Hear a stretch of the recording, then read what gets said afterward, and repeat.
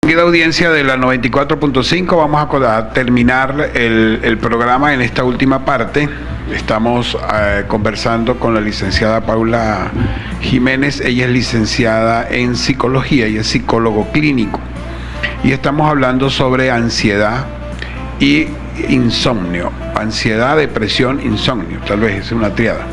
Entonces, esta última parte la vamos a dedicar ya al paciente que ya está enfermo. O sea, ya tiene su patología de ansiedad, ya no lo pudo prevenir y ya está allí incluido, inmiscuido en ese círculo vicioso de ansiedad e insomnio. Entonces, le llega un paciente, licenciada, con ansiedad, insomnio a su consulta. ¿Cuáles son esos pasos que usted ya hace o que usted lleva a cabo para comenzar con ese paciente? Primero conocerlo, el tratamiento, etcétera. Háblenos un poco de eso, de manera que las personas puedan entender claramente qué es lo que pasa con eso y entiendan la gran necesidad que existe de que vayan a un psicólogo. Ok, primero que nada, en consulta existe un protocolo que debemos de cumplir, ¿no? El examen mental. Esa entrevista que me va a permitir a mí conocer el paciente, conocer qué hace en su día a día, qué se dedica a su trabajo, cuál es su rutina diaria, ¿ok? Y partiendo de allí, conociendo un poco de él, pues a nivel inconsciente, ver también lo que a través de diversas técnicas de terapia cognitivo y conductual podemos identificar como patrones de conducta que debemos reestructurar, ¿ok? A veces el paciente pues no es consciente de ciertas situaciones o de ciertas cosas que está realizando y que lo perjudican, ¿ok? Y que quizás, si bien no es la causa, pues empeora los síntomas, ¿ok? Pero eso solamente lo podemos determinar pues a través del examen mental, la entrevista inicial, y este protocolo que debemos de seguir. Si el paciente, como le dije al principio, se identifica, se siente en confianza, pues va a haber una apertura de su parte y probablemente desde la primera sesión vamos a comenzar a hacer un trabajo profundo de reestructuración cognitiva. Se explica cuál es el tratamiento que va a seguir y comenzamos el trabajo de reestructuración. Pero puede pasar que en la primera consulta, por ejemplo, usted no tenga luces claras sobre qué es lo que le pasa al señor. Ha llegado a suceder. Sin embargo, sí se va con herramientas, como dije, con la caja de Pandora abierta que permiten la siguiente sesión ya una apertura total. Me ha llegado a suceder, pero la mayoría de las pacientes van porque ya no quieren vivir en ese estado de ansiedad, ¿no? Y no se trata, yo se los digo, no se trata de aprender a vivir con ansiedad, sino de ser consciente de que cómo quiero vivir y necesito tomar acción y verdaderamente quiero una vida plena, con más tranquilidad, dormir mejor. Yo tengo una teoría que cerca de los 40 años ocurre el despertar de la conciencia. Y llega un momento en que, oye, o sea, ya no puedo lidiar con esto o simplemente no quiero lidiar con este problema y entro en una búsqueda de bienestar integral. Y allí cuando eso sucede, pues se hace un trabajo interno bastante importante. Pues sí, interesante eso del despertar de la conciencia. Eso es algo impresionantemente real. Sí. ¿No? Porque ya estamos en esa etapa en la que hemos vivido y empezamos a descontar, ¿no? Vamos a descontar lo que nos falta de aquí en adelante y entonces pues no voy a seguir en lo mismo, ya no es el muchacho que me queda mucho por vivir y bueno, total, vamos a experimentar y vamos a ir al grano, ¿no? Jung, un famoso psicoanalista, decía que los primeros 40 años de la vida eran de investigación. Entonces yo por eso comparto mucha teoría de eso, porque uno lo ve estadísticamente en los pacientes que recibe, la edad promedio y todo esto, ¿no? Que en psicología vemos mucha estadística. El que no le gusta la matemática y se vaya por psicología se equivocó porque ahí está mal. Pero sí vemos mucha estadística y verdaderamente sí ocurre. Hay un cambio entre los 35 y los 40 años de vida que yo considero que ocurre un despertar de la conciencia y es una búsqueda del bienestar integral. Entonces son pacientes, muchas veces son pacientes distintos, ¿no? Los pacientes menores de esa edad y los que son mayores de 40 años. Sí. Hay diferencias. Ok, entonces, ¿cuál sería la primera parte? ¿Qué es lo primero que hay que hacer entonces con ese paciente? ¿O qué nos recomendaría usted? Porque obviamente esto no es una consulta médica, ni mucho menos, pero sí nos sirve como para tener luces sobre qué hacer en aquellos pacientes que se sientan que tienen una depresión, que se sientan que están aprensivos, que tienen insomnio, que tienen todo este tipo de cosas.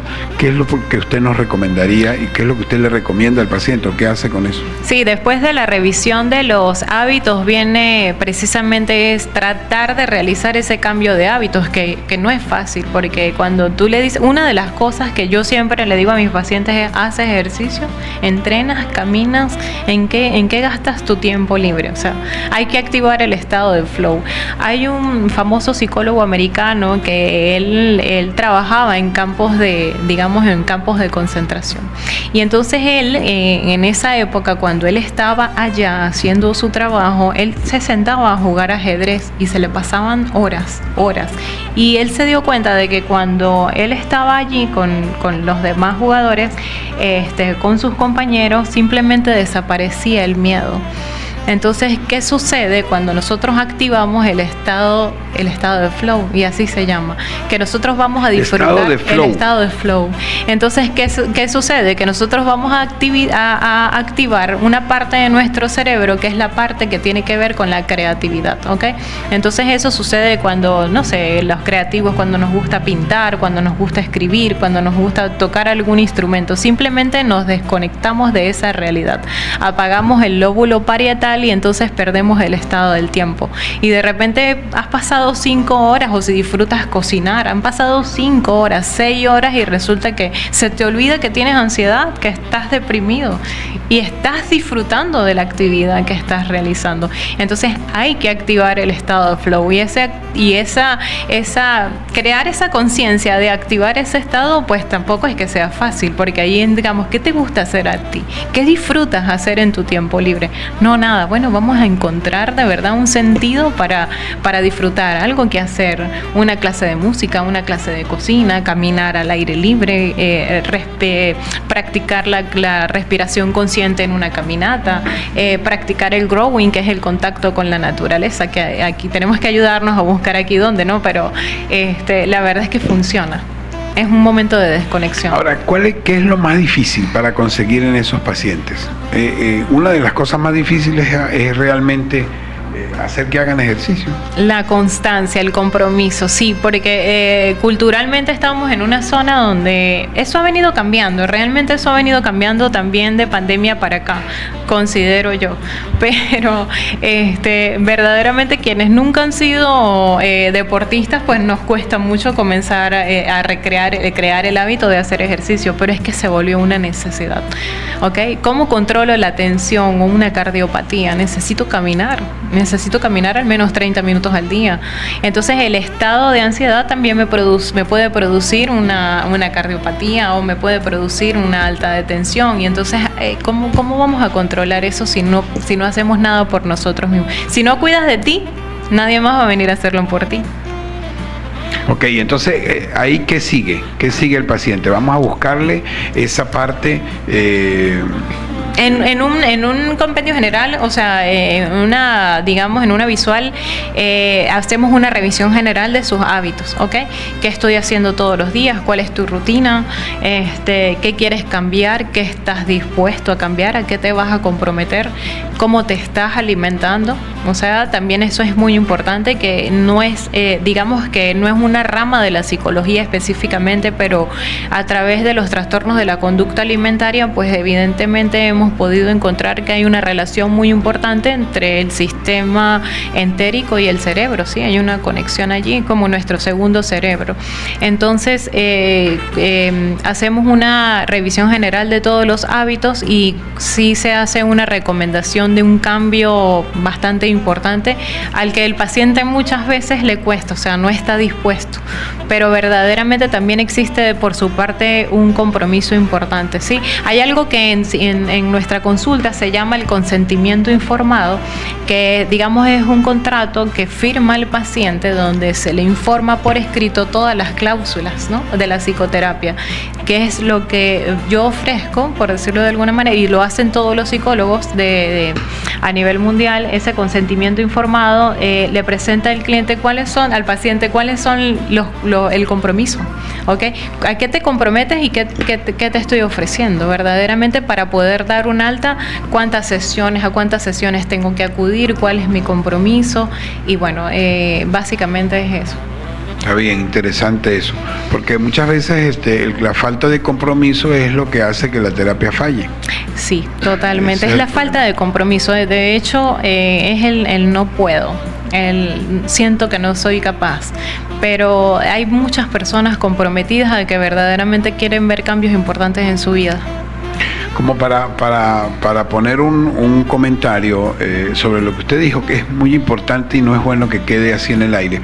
Eso del segundo cerebro y la conexión digestiva cerebral es muy importante. Cada vez cobra más importancia, porque en la actualidad estamos hablando cada vez más de la microbiota intestinal y de la microbiota a nivel de todo el organismo.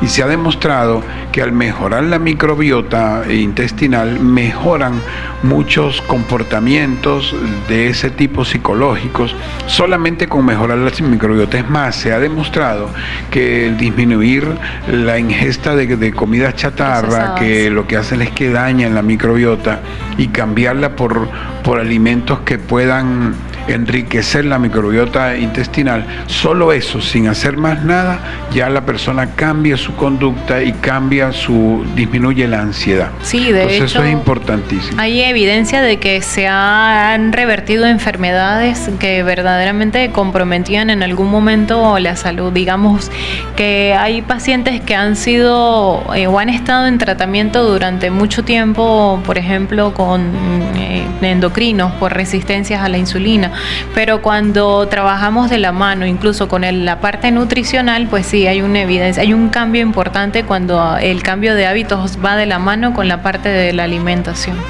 Sí, yo tengo una triada que está unida por la mente, ¿no? Yo siempre he dicho que nosotros tenemos que cambiar, y no sé si ustedes lo hacen de esa misma manera, me imagino, lo que hacemos a diario. ¿Qué hacemos nosotros a diario? Comer, ¿verdad? Movernos, salir de la cama, y en tercer lugar, pues ahora ir a descansar. Entonces, si nosotros nos alimentamos bien, hacemos ejercicio y descansamos adecuadamente, y todo esto está inmerso en un estado mental positivo, pues todo eso nos va a llevar a buen fin. Si no estamos enfermos, no nos vamos a enfermar, y si estamos enfermos, pues nos va a ayudar muchísimo. Es que hay procesos de ansiedad y depresión, de hecho, depresión crónica, que están relacionados directamente con la alimentación de la persona. Una alimentación basada en alimentos ultraprocesados o muy inflamatorios que causan también una inflamación cerebral, un edema cerebral. Hay muchos estudios que lo comprueban, y una vez que la persona cambia de hábitos y el cerebro desinflama, pues evidentemente también hay un cambio importante en su estado de ánimo. Por ejemplo, en los niños que tienen condiciones de neurodesarrollo como TEA, de trastornos del espectro autista, pues estos niños requieren de una alimentación totalmente diferente, libre de gluten, menos azúcar, menos alimentos procesados, más alimentos verdes y naturales. Entonces hay una diferencia, menos aceites vegetales, hay una diferencia importante en el comportamiento de los niños. Y sobre todo eso, colorantes, azúcares añadidos, jarabe de maíz rico en fructosa, todo ese tipo de cosas, lo que traen como consecuencias son alteraciones. Cuando a mí me llega un paciente, a mí me da hasta temor a veces decirle siempre lo mismo. Mire, es que yo tengo hipertensión arterial, el azúcar. Tengo diabetes, el azúcar. Se me están olvidando las cosas, el azúcar. Me duele el estómago, el azúcar. Entonces prácticamente dice, bueno, este es como que es el doctor azúcar, ¿no? El doctor antiazúcar. No, lo que pasa es que eso es así, y de hecho lo que es alimentación y ejercicios es una dupla espectacular. Sí, totalmente. Y esto no es algo porque nosotros lo estamos diciendo o porque lo hemos estudiado, sino porque hay evidencias científicas a la mano o disponible en la web para cualquier persona que la quiera ver. Hay revistas científicas y últimamente muchos estudios que hablan acerca de la relación de la microbiota intestinal, como usted lo mencionó, y la salud mental. Entonces está estrechamente relacionado, que lo que nosotros comemos está directamente relacionado a nuestra salud mental. A nuestra salud en general, pero en este caso la salud mental. Ahora, ya nos queda poco, vamos a hablar de lo que es la higiene del sueño. Porque Perfecto. se habla mucho de higiene del sueño. Háblenos de eso y cuáles son las recomendaciones, porque también, como quien dice, cuando hay un círculo vicioso, cortarlo en alguno de los lados nos ayuda. Entonces, si tenemos ansiedad, insomnio, pues si cortamos el insomnio, pues nos puede ayudar. Lo cortamos o explota, pero va a ocurrir alguna de las dos cosas. Lo más sano es cortarlo, ¿ok? Sí. Y la higiene de sueño es precisamente, digamos que no tiene una estructura como tal de un número de pasos, no. La higiene de sueño es verdaderamente ser consciente de qué estoy haciendo yo antes de dormir. Estoy tomándome el café antes de dormir, porque muchas personas a veces a las 7 de la noche se están tomando una taza de café bien cargada de azúcar y no es la idea, pero a ver qué estoy cenando, tomo una ducha refrescante. ¿A qué hora cena? ¿A qué hora estás cenando? Estoy haciendo una pequeña caminata o ejercicio o meditación o bailando, ¿por qué no haciendo algo de baile en la casa? Hoy en día con tanta tecnología pues tenemos disponibles muchas herramientas para incluso movernos en nuestra casa. Entonces la higiene de sueño es esa serie de pasos que podemos hacer, no consumir noticias desagradables, si vamos a ver alguna película, incluso eso debemos de prestarle atención. Imagínense estar viendo una película de terror en la noche y de repente que se acerque nuestro hijo y se ponga ahí con nosotros, o sea, ¿qué clase de sueño podemos tener, no? Pero verdaderamente hasta eso que parece insignificante, pues es importante a la hora de la verdad. El teléfono, dejarlo en la noche, no colocarlo a cargar ahí en la mesita de la noche, que me desperté en la noche y lo primero que hago es agarrar el teléfono, ¿no? Porque realmente ahí lo que va a hacer, cuando yo paso muchas horas frente al teléfono en la noche, entonces voy a reducir digamos que el cerebro no va a producir la misma melatonina, porque realmente estoy frente a la pantalla 2, 3, 4 horas y el cerebro dice, no, bueno, todavía como que no es hora de dormir, vamos a seguir trabajando. Esa luz blanca que emite Totalmente. el teléfono, eso trae como consecuencia que la glándula pineal, que es la que se encarga de secretar la melatonina, pues lo que dice es que no, todavía no me toca, ¿no? Todavía no nos toca. Todavía no, estamos despiertos. No, él está recibiendo una señal a través del órgano visual que evidentemente y el lóbulo frontal de nuestro cerebro que dice, no, bueno, todavía como que aquí nadie se va a dormir, sigamos trabajando. Entonces, higiene del sueño es un ambiente adecuado, una habitación que sea una habitación cómoda, la luz